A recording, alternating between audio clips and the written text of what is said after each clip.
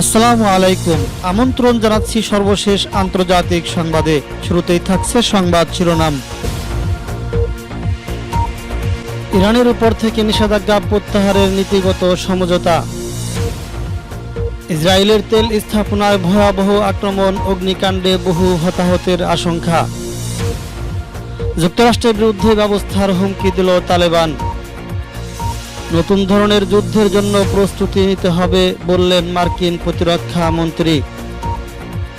ভারতের হাতে অত্যাধুনিক যুদ্ধ বিমান তুলে দেওয়ার আশ্বাস বাইডেনের।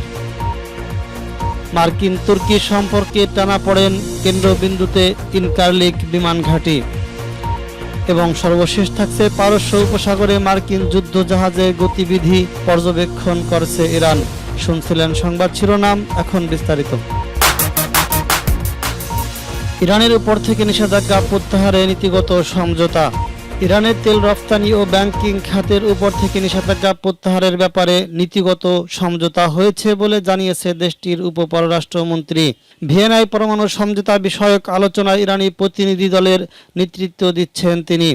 ভিয়েনা থেকে আরাকচি শনিবার জানিয়েছেন, ইরানের বেশিরভাগ ব্যক্তি ও প্রতিষ্ঠানের নাম নিষেধাজ্ঞার তালিকা থেকে বাদ দেওয়ার বিষয়ে নীতিগত ঐক্যমত হয়েছে।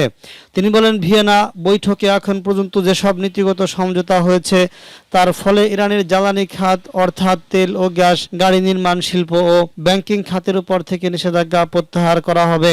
আরাকচি আরও জানিয়েছেন, পরমাণু কর্মসূচির ক্ষেত্রে কিছু খুঁটিনাটি বিষয় এখনও মত পার্থক্য রয়ে গেছে, যা নিয়ে আরও আলোচনা প্রয়োজন। ইরানের উপপররাষ্ট্রমন্ত্রী জানিয়েছেন, বেশিরভাগ ক্ষেত্রে ইরানের সঙ্গে পাশ্চাত্য অভিন্ন দৃষ্টিভঙ্গি পোষণ করছে এবং কিছু কিছু ক্ষেত্রে এখনও মত পার্থক্য রয়েছে। তিনি বলেন, কোনো ক্ষেত্রে ঐক্যমতের বিষয়গুলো লেখার কাজ শুরু হয়েছে, তবে তা ধীর গতিতে চলছে, কারণ প্রতিটি শব্দ ও বাক্য অনেক চিন্তা ভাবনা করে লেখা হচ্ছে। 2015 সালে স্বাক্ষরিত পরমাণু সমঝোতাকে আবারও আগের অবস্থায় সক্রিয় করার জন্য অস্ট্রিয়ার রাজধানী ভিয়েনায় বর্তমানে ইউরোপীয় দেশগুলোর সঙ্গে ইরানের সংলাপ চলছে। সংলাপে আমেরিকা ছাড়া এই সমঝোতায় স্বাক্ষরিত বাকি 5 দেশ অংশগ্রহণ করেছে। সর্বোচ্চ চাপ প্রয়োগের নীতি অনুসরণ করে সাবেক মার্কিন প্রেসিডেন্ট ডোনাল্ড ট্রাম্প 2018 সালের মে মাসে পরমাণু সমঝোতা থেকে আমেরিকাকে বের করে নেন।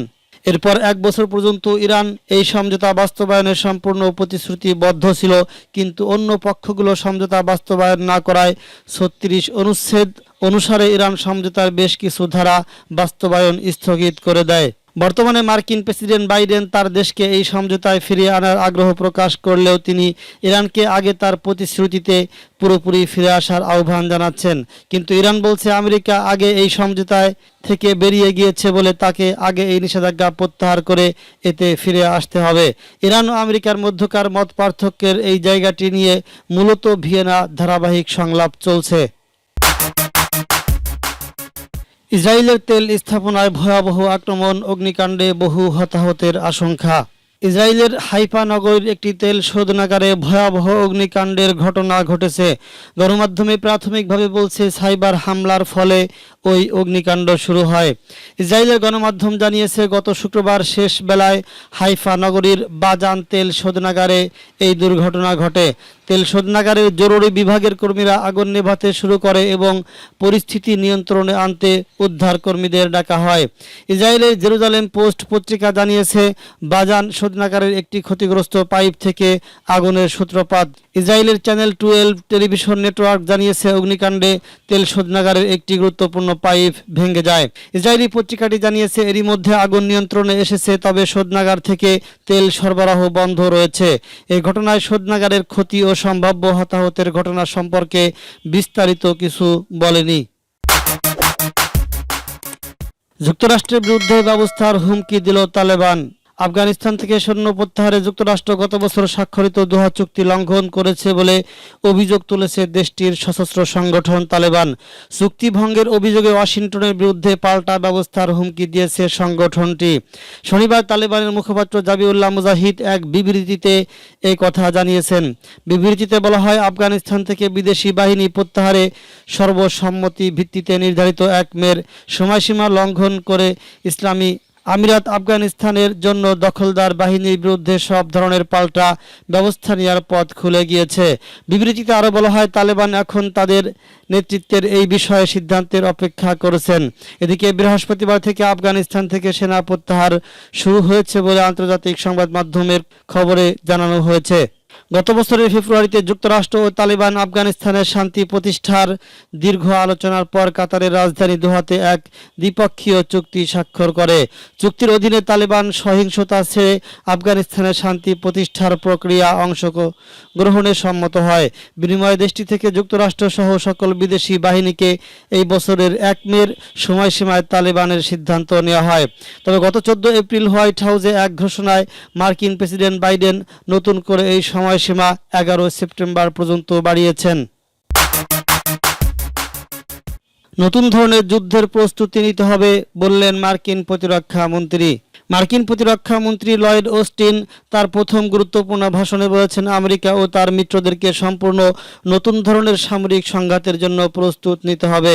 তিনি আফগানিস্তানে গত ২ দশকের যুদ্ধের কথা উল্লেখ করে বলেছেন, বিগত যুদ্ধগুলোর তুলনায় পরবর্তী যুদ্ধগুলো হবে সম্পূর্ণ ভিন্নতর। অস্টিন শনিবার আমেরিকার ইন্দো প্যাসিফিক কমান্ডের প্রধানের পরিবর্তন উপলক্ষে এক বক্তব্যে এই সতর্কবাণী উচ্চারণ করেছেন। প্রযুক্তি দ্রুত গতিতে বিবর্তিত হয়েছে উল্লেখ করে মার্কিন প্রতিরক্ষা মন্ত্রী বলেন, সামনের দিকের সংঘাত শুধু জল, স্থল ও আকাশের মধ্যে সীমাবদ্ধ থাকবে না, বরং তার মহাকাশ ও সাইবার জগতে ছড়িয়ে পড়বে। কাজেই আমেরিকাকে এই ৫ ধরনের যুদ্ধের জন্য প্রস্তুতি নিতে হবে। লয়েড বলেন, এর অর্থ হচ্ছে আমেরিকার ভবিষ্যৎ যুদ্ধগুলোর জন্য নয়া সক্ষমতা অর্জন করতে হবে। তবে মার্কিন প্রতিরক্ষা মন্ত্রী তার বক্তব্যে কোনো নির্দিষ্ট দেশের নাম উল্লেখ করেননি। তবে লয়েডের পরে বক্তব্য দিতে গিয়ে আমেরিকার ইন্দো প্যাসিফিক কমান্ডের বিদায়ী কমান্ডার অ্যাডমিরাল ফিলিপ এ ব্যাপারে চীনের প্রতি ইঙ্গিত করেছেন। তিনি বলেছেন, ইন্দো প্যাসিফিক অঞ্চলে আমেরিকার প্রধান কৌশলগত প্রতিদ্বন্দ্বী চীন।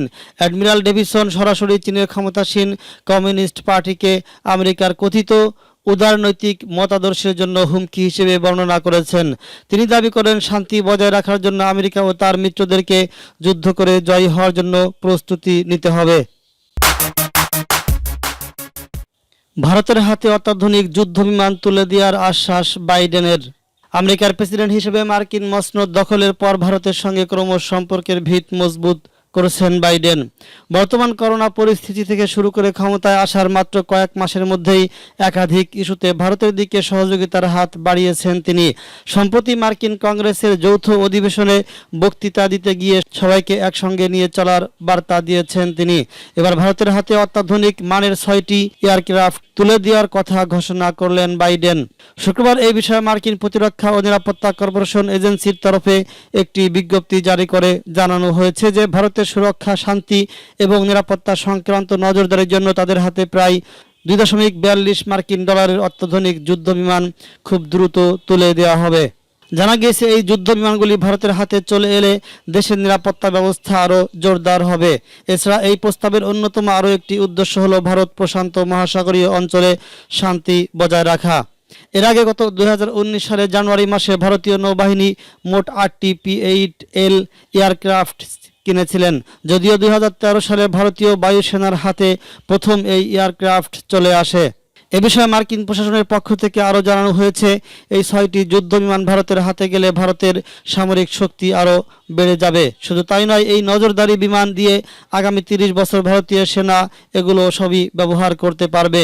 অন্যদিকে করোনা মোকাবেলায় ভারতের পাশে রয়েছে আমেরিকা। গত বুধবার রাতেই হোয়াইট হাউসের তরফে 100 কোটিরও বেশি মূল্যের করোনা ত্রাণ সামগ্রী ভারতে পাঠানোর ব্যবস্থা করা হয়। প্রসঙ্গগত করোনা পরিস্থিতি নিয়ে সোমবার মার্কিন প্রেসিডেন্ট বাইডেন ভারতের প্রধানমন্ত্রী নরেন্দ্র মোদীর সঙ্গে ফোনে আলাপ করেন। প্রাণঘাতী এ ভাইরাসের সঙ্গে লড়তে ভারতকে ভ্রাতৃত্বের বার্তা দেন তিনি।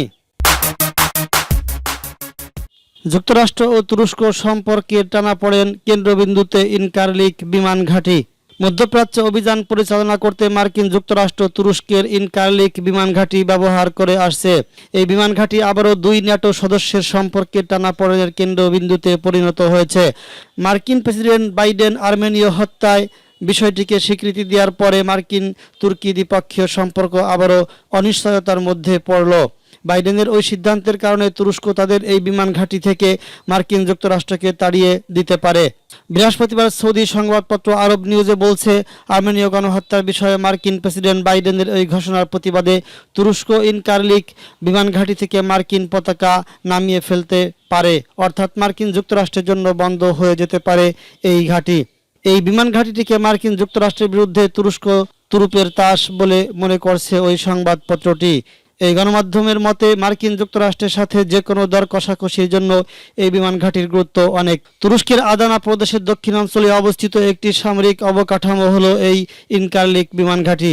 এই বিমান ঘাঁটিটিকে মার্কিন সেনারা ব্যবহার করে 1980 সালে স্বাক্ষরিত প্রতিরক্ষা ও অর্থনৈতিক সহযোগিতার বিষয়ক এক চুক্তি অনুসারে মার্কিন যুক্তরাষ্ট্র এই ঘাঁটিটি ব্যবহার করছে। তুরস্কের সিরিয়া সীমান্ত থেকে 100 কিলোমিটার দূরের এই বিমান ঘাঁটিতে মার্কিন যুক্তরাষ্ট্রের পরমাণু অস্ত্র রয়েছে। এই ঘাঁটিটি পূর্বেও বিতর্কের কেন্দ্র ছিল।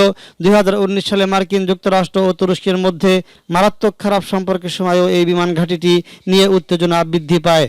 তুরস্কের প্রেসিডেন্ট রেজেপ তাইয়েপ এরদোগান বলেন, তুরস্ক মার্কিন যুক্তরাষ্ট্রের জন্য ইনকারলিক বিমান ঘাঁটি বন্ধ করে দিবে।